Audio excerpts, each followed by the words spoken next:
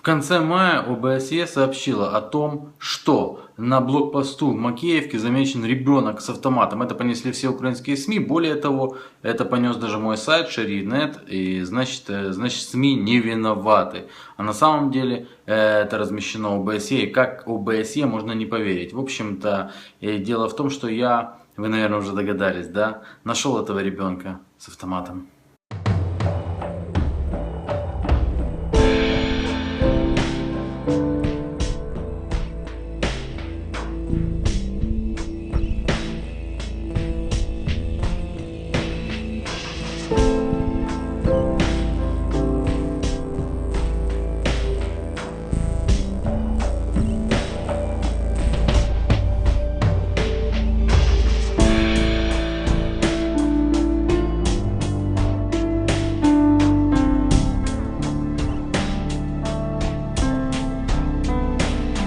Тут, кстати, размещены фотографии ребенка, так он не имеет никакого отношения к этому.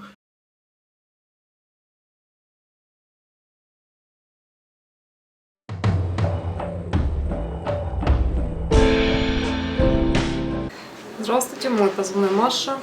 Я служу в армии ДНР, во внутренних войсках ВВ МВД ДНР. С ноября месяца официально. Ну, вот, к сожалению, это все правда, что про них говорят. Они слепые, и, видимо, даже очки им не помогут. Так как был такой инцидент. Они писали и заявили об этом. То, что на блокпосту в Макеевке стоит ребенок 12-14 лет в камуфляже с автоматом АК в руках. То есть ополченцы привлекают детей, стоять с оружием и т.д. и т.п. Так вот, я могу заявить, на тот момент мы занимали этот блокпост, мы несли там охрану, и я стояла на этом блокпосту, как маленького мальчика, ребенка, и, можно сказать, оболгали меня. Так вот, могу всем заявить, я не маленький мальчик, я не ребенок, мне 24 года, и это была я. ОБСЕ, откройте глаза, не давайте лживую информацию людям.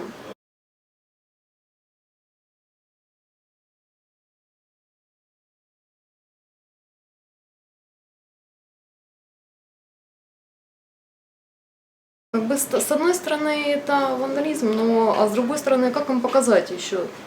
Меня спрашивают, почему ты пошла, а почему не я? Мужчины бегут, все. Как сказать, иногда страшно, не боятся только дураки. Мне страшнее за своих близких, честно говоря.